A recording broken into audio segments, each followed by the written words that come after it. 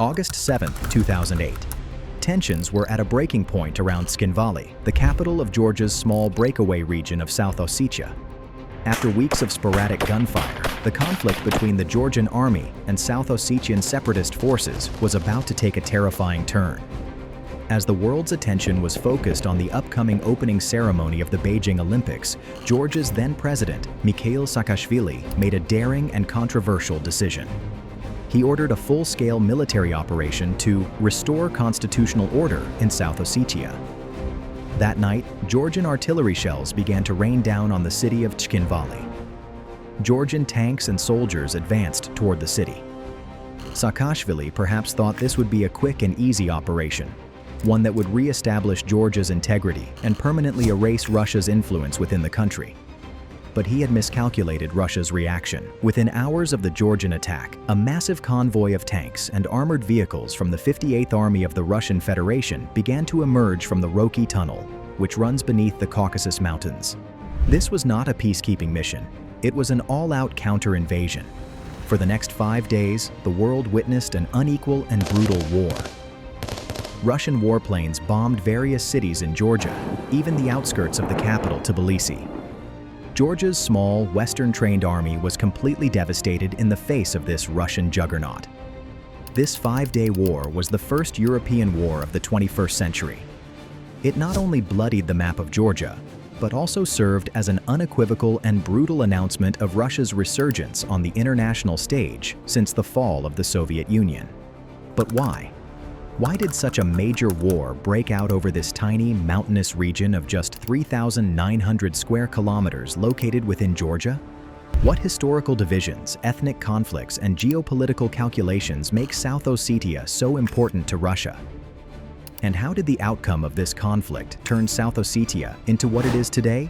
A Russian military base and a de facto shadow state within Georgia's sovereign territory? Today, we will try to find the answers to all these complex and explosive questions.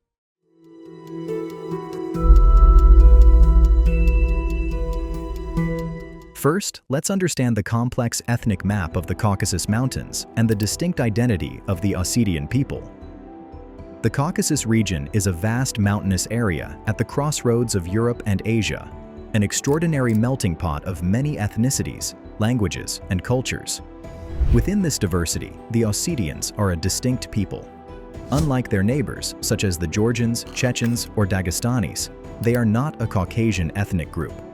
The Ossetians are an Iranian ethnic group, believed to be descendants of the ancient Scythians and Sarmatians. Their language, Ossetian, belongs to the Iranian branch of the Indo-European language family, making it a distant relative of Persian and Pashto.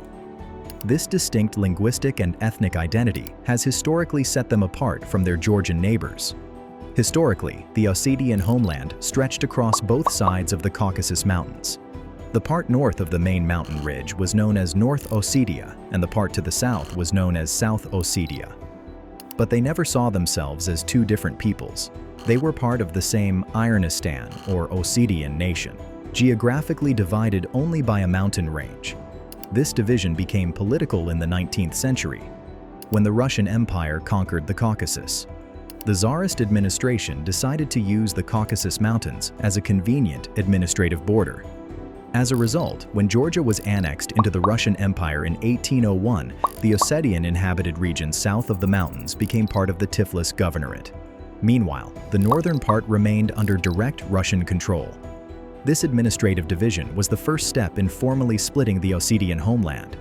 It created a deep historical wound in the Ossetian consciousness and gave birth to the desire for the reunification of North and South Ossetia, which remains a central part of their nationalist sentiment to this day. Under Tsarist rule, conflicts over land often erupted between Georgian nobles and Ossetian peasants, sowing seeds of mistrust and tension between the two communities. The Russian Revolution and the establishment of the Soviet Union would only deepen this complex situation.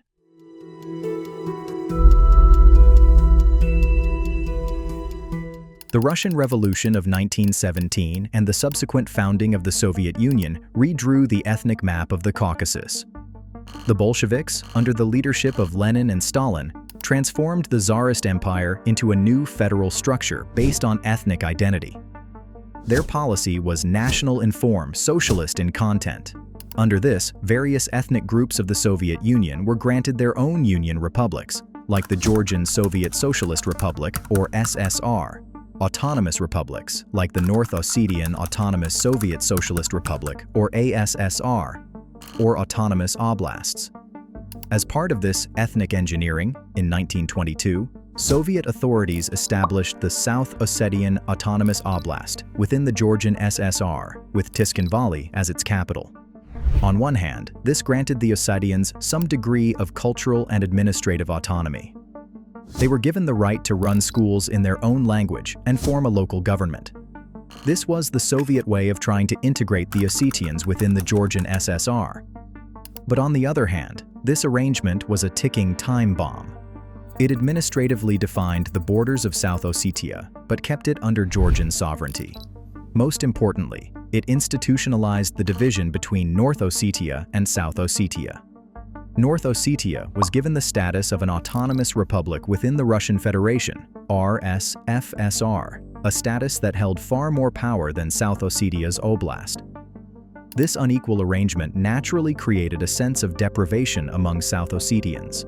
They always wanted to unite with their brethren in the north, who were part of Russia, but under the iron rule of the Soviet Union, such nationalist aspirations were strictly suppressed. In the name of Soviet brotherhood and unity, Georgians and Ossetians lived side by side peacefully for decades. Intermarriage was common. Tskhinvali became a mixed city where Georgians and Ossetians lived together. But this peace was largely artificial and imposed from above. Beneath it, the fires of historical mistrust and nationalist aspiration smoldered. When Mikhail Gorbachev's glasnost, openness policy began to weaken the Soviet Union's central control in the late 1980s, these suppressed nationalisms began to erupt like volcanoes. In Georgia, a fierce anti-Soviet and nationalist movement began to form. At the same time, South Ossetia's own nationalist movement, Adamon Nikas, Popular Front, grew stronger. They began to demand secession from Georgia and reunification with North Ossetia, part of Russia. On the brink of the Soviet Union's collapse, these two opposing nationalisms were heading for an inevitable and bloody collision. The administrative borders created by the Soviets were about to become real-life battlefields.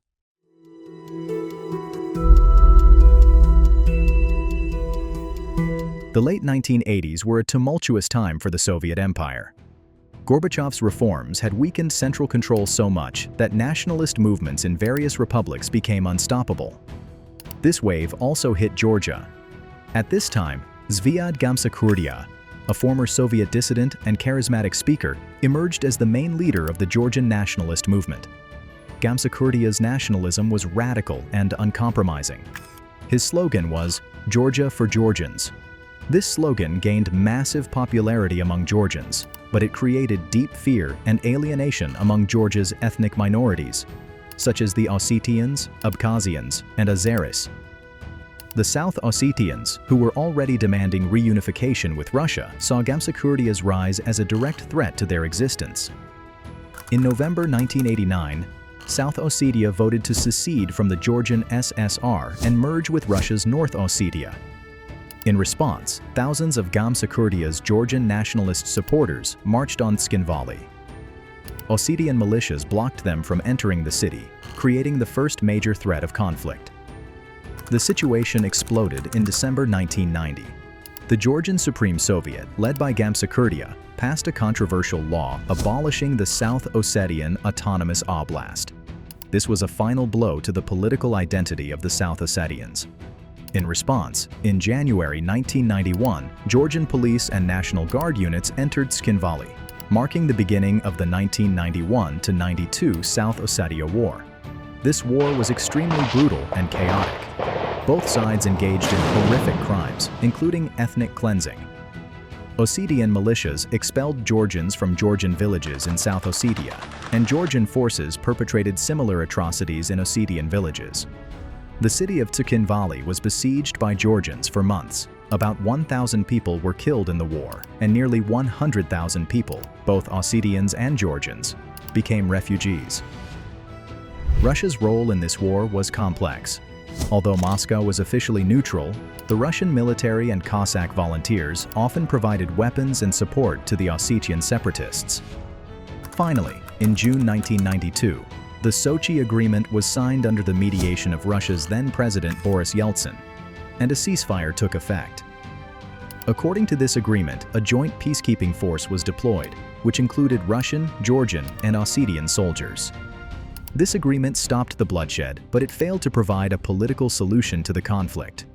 As a result, South Ossetia became de facto separate from Georgia, turning into a self-proclaimed but virtually unrecognized republic. The presence of Russian peacekeepers made the situation appear calm, but it created a permanent wound within Georgia's sovereignty. This fragile status quo lasted for the next 16 years, until the arrival of a new and ambitious leader in Georgia brought the situation back to the brink of war.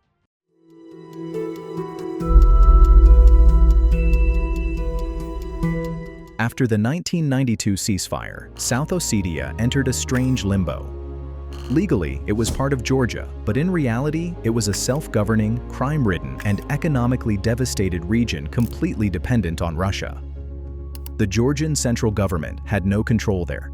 The region became a hub for smuggling, arms trafficking, and other illicit activities, from which local warlords and even some peacekeepers profited. This stalemate changed dramatically in November 2003 with Georgia's Rose Revolution. This bloodless popular uprising ousted the corrupt president Eduard Shevardnadze and brought to power Mikheil Saakashvili, a young, energetic, and fiercely pro-Western leader.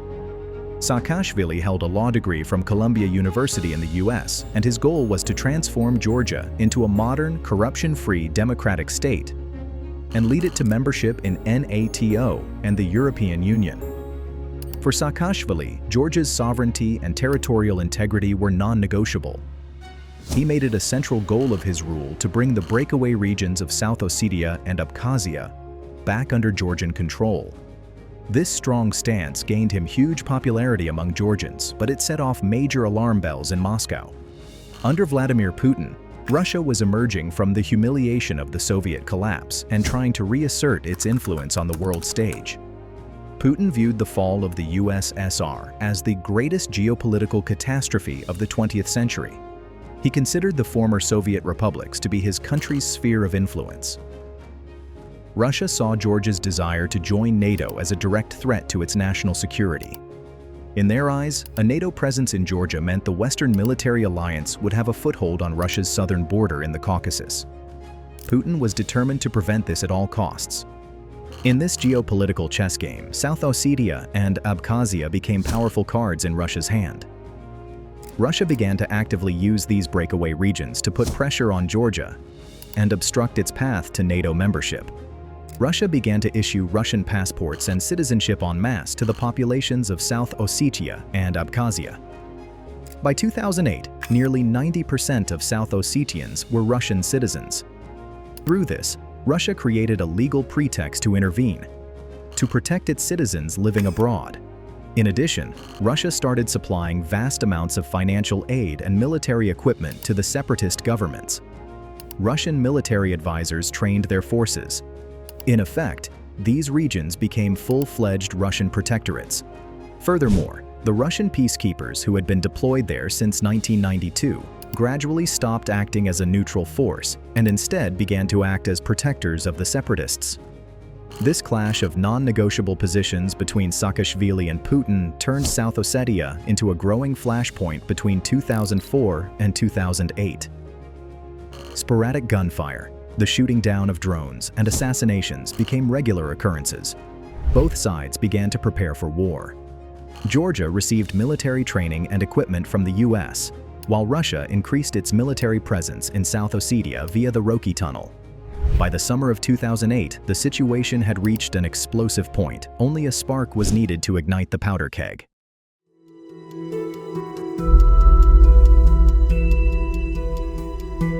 In the first week of August 2008, tensions on the South Ossetian border reached their peak. The ceasefire completely broke down due to separatist shelling of Georgian villages and retaliatory fire from Georgian forces. On the night of August 7th, in an emotional televised address, President Mikheil Saakashvili declared a unilateral ceasefire. But just hours later, the situation changed dramatically. That same night, Saakashvili ordered his army to launch a full-scale military operation on South Ossetia, codenamed Operation Clear Field. Georgia claims it took this step in self-defense after receiving intelligence of an imminent Russian invasion. Russia, on the other hand, claims Georgia launched an unprovoked and brutal attack on the sleeping city of Tskhinvali. After midnight on August 7th, Georgian Grad rockets and artillery began to hit Tskhinvali. Georgian tanks and infantry then entered the city. Separatist forces and a small contingent of Russian peacekeepers stationed there tried to put up resistance, but they couldn't withstand the intensity of the initial Georgian assault. By the morning of August 8th, Georgian forces had taken control of a large part of Tskhinvali. Saakashvili may have thought he could quickly capture the city and establish full control over South Ossetia, but he had terribly miscalculated the depth of Russia's preparations and the speed of its reaction. On the morning of August 8th, Russian President Dmitry Medvedev announced a peace enforcement operation. The massive mechanized columns of Russia's 58th Army, which were already poised on the North Ossetian border, began pouring through the Roki Tunnel into South Ossetia. What followed was a completely unequal war. The Georgian forces could not stand against Russia's vast numbers of tanks, artillery, and soldiers. Fierce battles took place in and around Tskhinvali, but within days, the Georgian troops were forced to retreat. The Russian forces didn't just drive the Georgians out of South Ossetia, they pushed deep into Georgia's mainland. They strategically captured the city of Gori, Stalin's birthplace, and the port of Poti, and blocked the main highway to Tbilisi.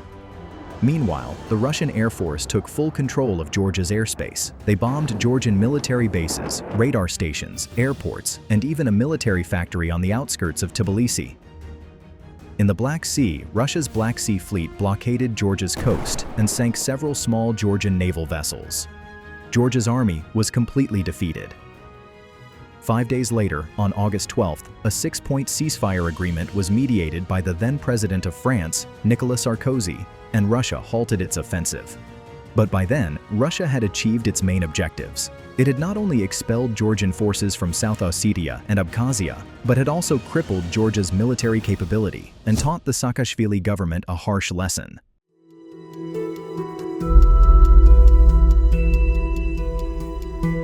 After the 5-day war ended, Russia took a step that stunned the world and permanently changed the geopolitical map of the Caucasus.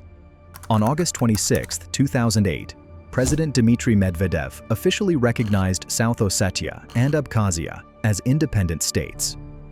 This recognition was a major violation of international law. Almost all members of the United Nations, including the Western world led by the United States, rejected this recognition and continue to regard South Ossetia as an integral part of Georgia. Only a handful of Russian allies, such as Nicaragua, Venezuela, Nauru, and Syria, supported the recognition. Following this, Russia signed friendship, cooperation, and mutual assistance treaties with South Ossetia and Abkhazia, under which it gained the right to establish permanent military bases in these territories. Today, about 4,000 Russian soldiers are permanently stationed in South Ossetia and another 4,000 in Abkhazia. These regions are now among the most heavily militarized zones in the world. In the post-war years, Russia and the South Ossetian separatist authorities have begun a process known as borderization. Russian soldiers regularly erect barbed wire fences, trenches, and observation towers along the administrative boundary line, ABL, between South Ossetia and Georgia. Often, they move this border hundreds of meters deeper into Georgian-controlled territory under the cover of darkness. This process is called creeping annexation. As a result, many Georgian farmers wake up to find that their farmland or orchards have overnight ended up on the other side of the border in another country. Today, South Ossetia is not a recognized independent state, but a shadow state or protectorate, completely dependent on Russia. The region has no economic base. About 90% of its budget comes directly from Moscow's subsidies. The main employment for its people is in the separatist government or at the Russian military bases. South Ossetia's government is entirely controlled by Moscow. Russia's security agency, the FSB, controls the local security apparatus, and Russian-appointed advisors make the real decisions from behind the scenes. The war has caused a severe population decline. Currently, only 30,000 to 50,000 people live here, many of them elderly. With no future for the youth, they migrate to Russia in search of a better life. Meanwhile, South Ossetia's political leaders regularly talk about holding a referendum to join the Russian Federation, which is their ultimate goal. In other words, the 2008 war did not bring independence to South Ossetia. It merely moved it from Georgian control to complete Russian control.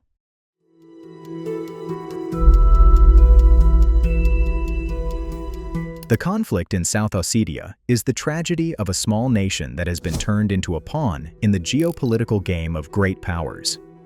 On one side, there is Georgian nationalism, which wants to keep its Soviet-era borders intact. On the other, there is Ossetian nationalism, which wants to unite its divided people under Russia's umbrella. But it was Russia that transformed this local conflict into an international crisis. The humiliation of losing its sphere of influence after the Soviet collapse and the fear of NATO's eastward expansion have turned Russia into an aggressive and revisionist power. South Ossetia was Russia's red line, and it needed to send a clear and bloody message to the West about the consequences of crossing it. The 2008 war was a forecast of the 2014 annexation of Crimea and the 2022 full-scale invasion of Ukraine. It was the moment Russia showed the world that it would not hesitate to violate international law and use military force to protect its interests.